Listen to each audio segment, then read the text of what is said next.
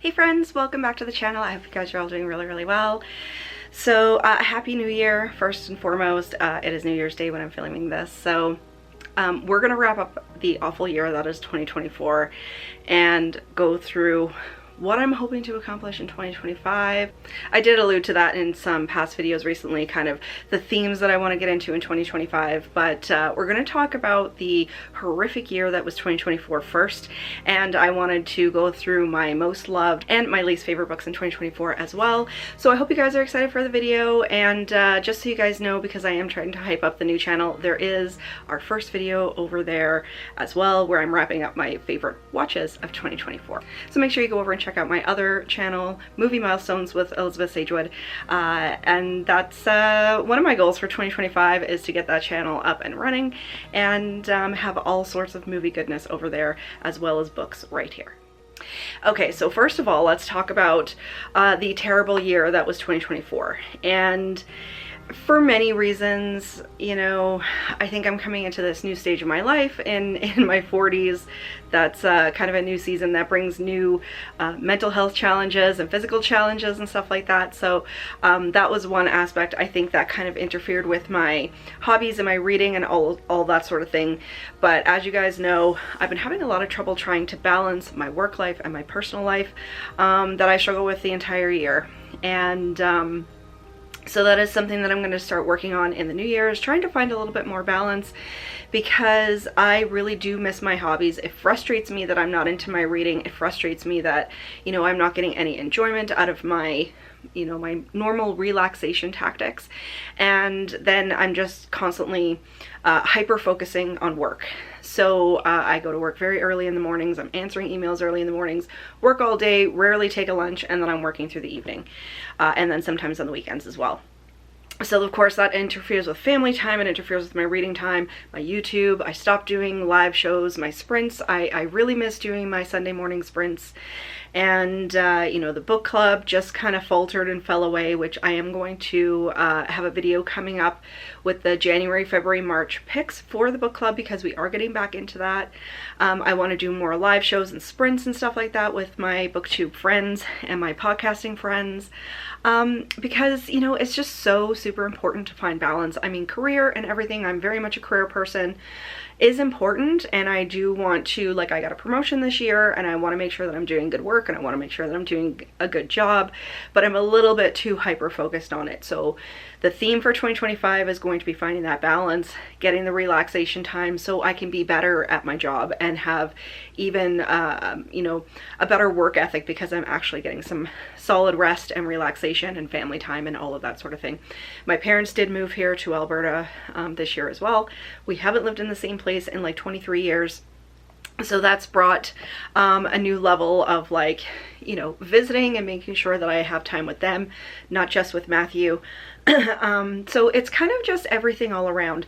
And funny enough, it sounds like there's a lot of other booktubers and podcaster friends and Instagram friends that I have that are really looking for kind of this relaxation in 2025, getting into more hobbies, getting into more relaxing things, and making sure that we're making time for the things that we love, whether it's movies or reading or coloring or whatever.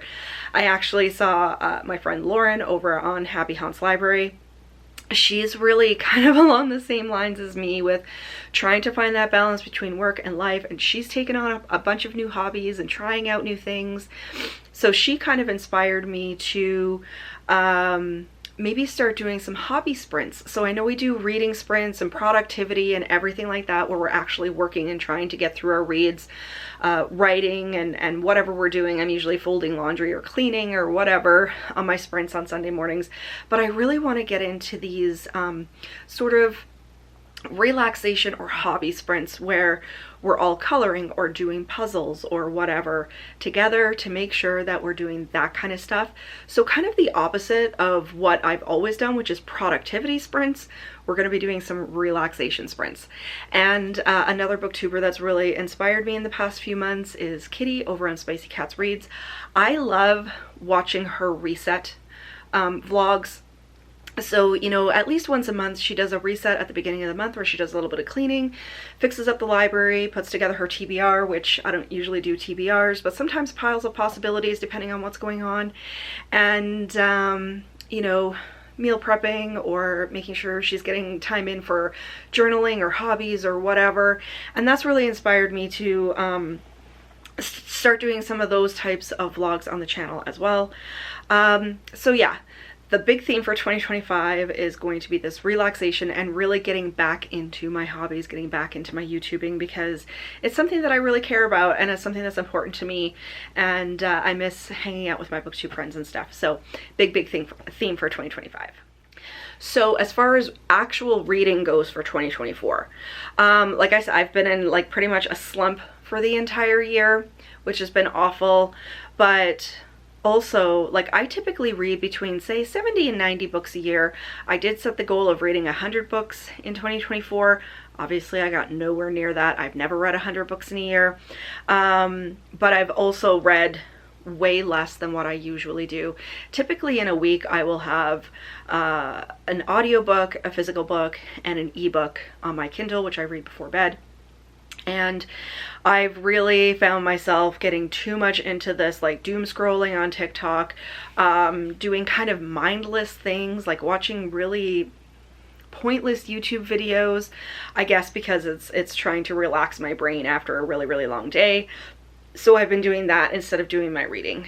And my mind is always like I said, hyper-focused, hyper-aware, always thinking about work. So then I couldn't concentrate on the stories that I was reading, and that was super frustrating for me. So this year I only read 30 books. Now I know as a normal person, like, reading 30 books is probably above average, but as a booktuber especially, like, there's a lot of pressure to be one of those people that's reading, you know, 100 or 150 books a year, which I don't think should be kind of the norm. It should be whatever you're getting to, whatever you're enjoying. But for me personally, that is very low. So really super crappy reading year. And for 2025, I'm not going to put too much pressure on myself for, like, goals. I'm still going to set a Goodreads goal. But, you know, I'm not going to put too much pressure on myself to read quantity over quality. And I think I want to start reading a lot more of those Gothic books that I showed in my Yule Haul Part 2 that I downloaded, both on my Kindle and on my Audible, and, you know, really get back into the book club and everything, and book discussions as well. So yeah, really crappy year when it comes to my reading and my hobbies and my personal life all around. But we're going to get into, out of the books that I actually did finish, because I DNF'd a lot, I put a lot aside, but out of the books that I actually did finish, we're going to go through my top, I think I have 5, so my top 5 reads, and then I think I have 3 that are my bottom reads of the year. So we're going to start with my least favorite books of 2024. So the really unfortunate thing, and I think this is part of the reason why the book club kind of fizzled out after the spring in 2024, is my bottom 3 reads of the year are all book club picks. And, you know, you don't know, you can't know going into, if you've never read them before, going into a month that the book isn't going to be great. And but it just added this whole level of kind of internal pressure, and, you know, I'm not picking the right books. People are going to be disinterested. People are not going to want to be part of this book club because, you know, the books aren't quality. And we did have a few really good reads of the year, and one of them is in my top reads. But for the bottom picks, all 3 come from book club picks, and it was just really unfortunate the way that it fell. But I guess with the theme of 2024, that was the way it was. So first up on the list, so these are in no, I will put them in a particular order. The first 2 are not in order, but the bottom one was definitely my worst read of the year. And I know it was on a few people's worst reads of the year, and which is one of those things. It's unfortunate, but it's, you know, it was kind of a very polarizing book as well, and we had a great discussion in the book club. So I'll get to that one in a minute. But the other 2, the first one is The Phantom of the Opera by Gaston Leroux. And so this was a classic Gothic book that we had chosen for the book club. And I was really super excited to read this because I'm a huge Phantom fan. Like when it comes to the musical, like I've seen the Broadway show, not in the US, but they have like a version of it in Canada. I've seen it on the stage. I've seen several movie adaptations, and I love the soundtrack and the music and everything. So I'm a huge Phantom lover, and I was really excited. I'm really looking forward to getting into the actual source material, and it just really fell flat for me. I found it was not very climactic. It was slow and draggy. I found Christine to be like an insufferable character, and you know, I mean, she does play kind of that damsel sort of character in the musical as well, but in the book I found her to be really, really insufferable. It was draggy, and then without all of the music and everything, the story just kind of fell flat for me. The part that I did like about it, and we did discuss this in the book club discussion, was that the theater itself seemed to play a character, and like, you know, the pathways and everything that are sneaking through underneath the stage and stuff like that. That I found to be really, really good. Just the imagery of how the theater was. It was a character in and of itself. But of course, you know, with the time period it was written in, there was a lot of subject matter that didn't age very well, and it was hard not to concentrate on that. And like I said, the story just really, really fell flat. So not my favorite read. And then when we were discussing it for the book club in the live show, it was hard to try to keep the discussion going because, you know, all of us actually on there were just kind of, you know, it was okay, but it wasn't, you know, it wasn't great sort of thing. And then we just ran out of things to talk about, and I think we hopped onto another topic. So Phantom really fell flat for me. If you read classic Gothic books, let me know what you thought of this one. I know all of us on the BookTube discussion and most people that read it for the book club, you know, really didn't care for it all that much. The second one up is probably my biggest disappointment of the year. And it's not that I just didn't like it. Like I said, it was really, really disappointing. That's the Book of Thorns by Hester Fox, because you guys know I've been talking about Hester Fox for the past year and a half, and she's becoming one of my top favorite authors, and she's definitely like an auto-buy author for me. And I loved the majority of her other books. There's another book club pick that we had by her that didn't really work out, but I enjoyed that one better than this one. So this was her new book that she released in the spring, and I wanted it in the book club immediately. I wanted everyone to download it because I wanted people to experience her writing and love her writing as much as I did. She does atmosphere very, very well. She does, you know, the Gothic very well, and a story that has many, many parts, but they all intertwine together.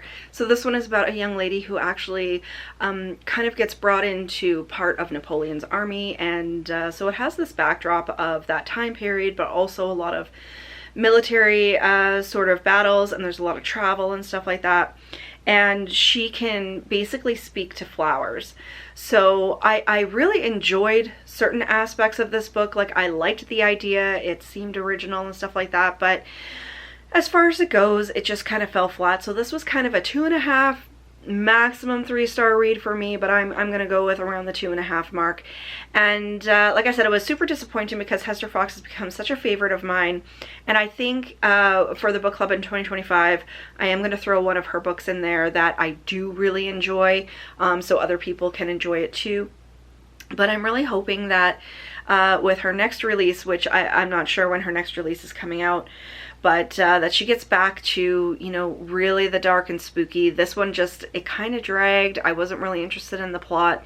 The kind of idea of like these sisters who could speak to flowers was really, really super interesting, but it wasn't enough to carry the story for me to be really happy with it in the end. So this one fell flat for me as well, and again, it was really unfortunate. It was part of the book club. And then, of course, no big surprise, the worst read of 2024 for me personally was Bluebeard's Castle by Anna Biller. And this was another book club pick that we had almost right at the beginning of the year. And I had a fantastic discussion with Jackie from the Jersey Ghouls podcast, Jen from Literary Love 123, and Lauren from Happy Haunts Library. None of us like this book. I don't think anybody, no, a couple of people that joined in on the book club really did like it. Katrina Brown, I remember, really enjoyed this one, but for the most part, most of us hated it. The plot wasn't great. It was almost like this author tried to compare herself to, or this book to Rebecca, or, you know, Jane Eyre, and it had kind of those elements into it, but it was tedious, it was pompous. The writing wasn't great, the story wasn't great, and then there were aspects of this book that were just really, really infuriating. So what I'm going to do is I'm actually going to leave a link to the discussion that we had with the book club down below in the description, so you guys can check it out, because we had such a riveting discussion in our hatred for this book that it's super, super entertaining. Now, some people did grasp onto this like it was almost like a satire, but I thought that the author thought that she was doing something fantastic and thought that she was doing something great with the subject matter, but it just ended up falling flat. And one of my favorite subgenres is this idea of strong women in Gothic horror. And I think she thought she was going on the right path, but it just completely just tanked. And that was my personal experience with this one. I know it was super, super popular book, and this is why we put it into the book club, because there was so much conversation about it. But it just, it didn't work for me. I know it didn't work for the other ladies that were on the live show and for a lot of people in the book club. So Bluebeard's Castle was my worst read of 2024, and the Book of Thorns by Hester Fox was what I would consider, it's not a bad book, but it was my most disappointing read of 2024. Okay, so getting into my favorite reads of 2024, like I said, I didn't read a whole lot of books, but there were a couple that were really highlighted this year, and there's a couple that I'm working on still that I think could probably go into this list, but I haven't officially finished them, so I didn't want to jump the gun and assume that they were going to be in here. But first up on the list, and at kind of the bottom of the pile, I would say, is the Blair Witch Files, The Prisoner. So I had absolutely no idea that there was kind of a spin-off novel series based on the original Blair Witch Project, which came out in, what was it, 1999? I had absolutely no idea. So I was at the thrift store one day and I found this one and I was super excited, and it's book 5, so I knew that there was a whole bunch in this series. And so I've been keeping an eye out. They are quite expensive on eBay, and I haven't found any other ones. But what I really, really, really liked about this, so basically, like, the Blair Witches is an entity throughout all of these stories, and each one is a standalone story. So this one is about this young boy his name is Cade Merrill. He's not young, he's a teenager, but he's, I believe, the cousin of Heather, who was in the original film, and so he gets obsessed with the kind of the lore of the Blair Witch, and he thinks that, like, she is a real entity. And the kind of the other story that's going on is this young woman gets convicted of murdering her boyfriend, but she claims that she was under possession, basically, of the Blair Witch, and she can't tell her story because the witch will kill her. So she writes to Cade, because she knows that he's, like, really into this, and he's become quite famous about it. I believe he has a blog on the internet, and he might have been featured in a newspaper as well. And so she writes to him, and they have this whole thing where they're going through kind of what happened with her, and he's talking about what happened with the original cast in the movie. But there's also, it's almost like a multimedia sort of book. Not really, but it is, like, you know, we'll do a chapter where it's describing what's going on, and then at the end it'll say Cade's notes, and it'll have, like, handwritten notes of things that he's jotting down as he's trying to figure out what's going on with this girl that's in prison.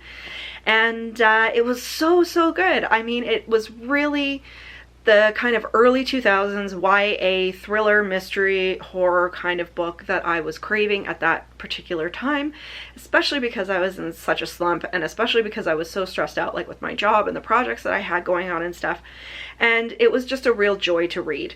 So if you haven't heard of the Blair Witch Files kind of novel spin-offs of the original movie, keep an eye out for them if you enjoy YA fiction, because it was really, really great, and I can't wait to read more of them.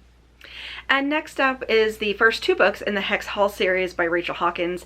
And I still haven't read the 3rd one yet. I haven't gotten around to it, but I so enjoyed this. So it's basically like, it's a dark academia. It surrounds this boarding school where witches and vampires and demons and all of these kind of teenage kids who have these genes, these genetics, go to be schooled in being those things. Like, they get taken out of kind of human society, and this revolves around a girl that's half witch.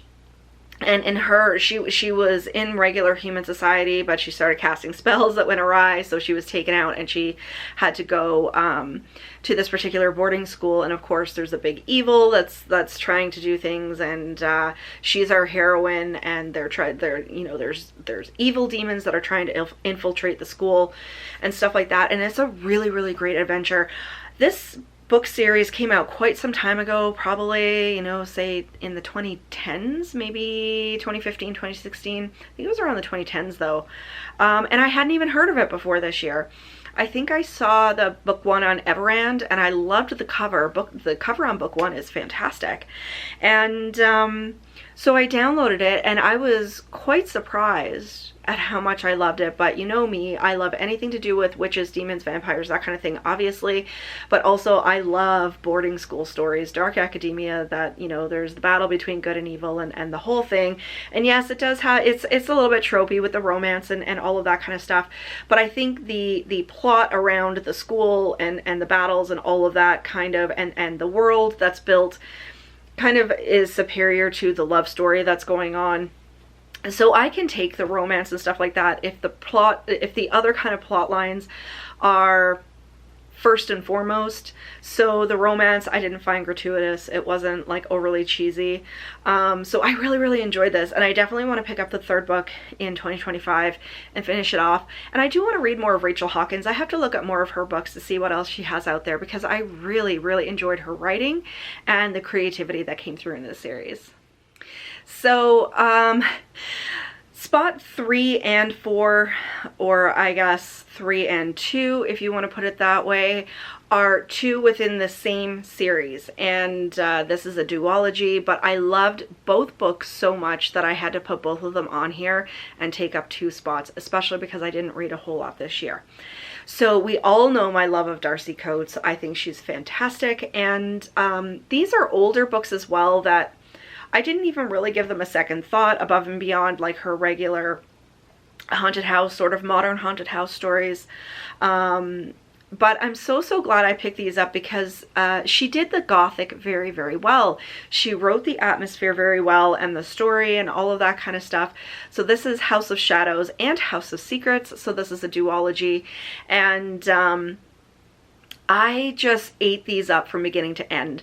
I was really kind of sad that I didn't put these into the Haunted Victorian Book Club in 2024, because I think most people probably would have enjoyed these. I know E.D. Lewis read these after I read them, and he really enjoyed them as well. And I was just blown away at, like I said, the way that she handled the gothic. And this is another situation where we have the kind of heroic woman at the center of the story, that her character arc from beginning to end, she just builds, and she just really comes into her own, and she solves everything, and she's so strong. And you know, just the way that she built from beginning to end, from this, you know, kind of very, very young damsel into this beautiful young lady who's strong and can hold her own. And so this story kind of revolves around like this young woman. I believe she's very young. She's like between 16 and 18. And basically, to save her family and to save her father, she has to marry this really, really rich nobleman. Like, her father gets taken for all that he has, and he loses all his money. And basically the only thing left to do is to marry off his beautiful daughter to this lord. And he's, of course, much older. And I loved the character of the husband. I can't remember his name now, but he very much is the dark and brooding sort of Mr. Rochester kind of Heathcliff, like, style character, and very quiet, very stoic, and she's not really sure what to do. She's not really sure how to take it. So she gets married immediately, basically, and he whisks her off to the family estate to live with the family and, you know, all of the household maids and everything, and to be the mistress of this grand estate. So of course the family doesn't really like her. She's very, very young. She doesn't know what she's doing. And the household staff is also very, very secretive. So everybody's very secretive, and then spooky things start to happen, and she's questioning her own sanity, which is another subplot that I really love. And so as she's starting to figure things out, and as she's starting to learn what's going on with the family, you know, it just unravels this beautiful, beautiful story. And I was locked in, like I said, from beginning to end to this one. And just the character arc of that young lady, it was done beautifully. So Darcy Coates is not an author I would expect to do kind of the traditional Gothic very, very well. But she really did, and I would love to see a movie adaptation of these books. I think it's a fantastic story. So if you're looking for somewhere to start with Darcy Coates, I always recommend The Haunting of Ashbourne House, which is one of her like normal ghost stories, sort of haunted house stories. But this one has all the atmosphere, all the dark and spooky, and it's more along the lines of the traditional Gothic. Definitely check these ones out. They were fantastic. And if you are interested in me putting these ones, or at least the first book, into the Haunted Victorian Book Club, let me know, because I will definitely reread these books this year. And my favorite book of 2024 is The Shape of Darkness by Laura Purcell. This was my second Laura Purcell read. I still haven't read The Silent Companions, which of course is her most popular book, but this one completely blew me away. The dark and the gothic, and the history that is wound in with the match girls and everything is absolutely fantastic. And this one tore my heart out. It really did. The just the storyline of these two young girls that are trying to make it in kind of the timeline of when spiritualists were really, really popular, and this young girl is basically a psychic medium, and that's how they're making their money, trying to make ends meet. And just the imagery of what London, the dark side of London, would be during Victorian England, because, you know, we usually get these, like, you're following like the nobility and grandeur and the dresses, and everybody has tons of money, and, you know, all of this sort of thing. But this is really that opposite sort of discussion of what what street rats would have been like, what it would have been like to be low class, and, you know, fighting for food and all of this sort of thing. So I really love that depiction. I loved the history that was wound into the story, and like I said, it was absolutely heartbreaking towards the end. I bawled reading this book. And we also did have a discussion of this one. So for all of the books on this list that we had as part of the book club, I will leave the discussions down in the description box. I discussed this one with my very good friend Sharon Joy from Sharon Joy Reads, and she lives in Devon, so she has a lot of knowledge of the history of this period, because, you know, obviously this happened in the UK. And she really educated me during our discussion, and we both loved this book. It was so, so good. So I'm definitely going to pick up at least one more Laura Purcell in 2025. The Poison Thread, I believe, is our February pick for the book club. So if you enjoy Laura Purcell, you enjoyed like reading The Silent Companions, or even this one, let me know if you read this one and you enjoyed it. We are going to be doing more Laura Purcell in 2025. So she is fantastic. She writes the gothic atmosphere very, very well, and if in her other books it has that history and kind of historical relevance wrapped in, it's definitely going to be a top pick for 2025. So there you guys go. That was the crappy year. That was 2024. I read 30 books. I fell off of all of my hobbies and all of my projects, but it happens. This is real life. You know, I'm an adult, I'm a career woman.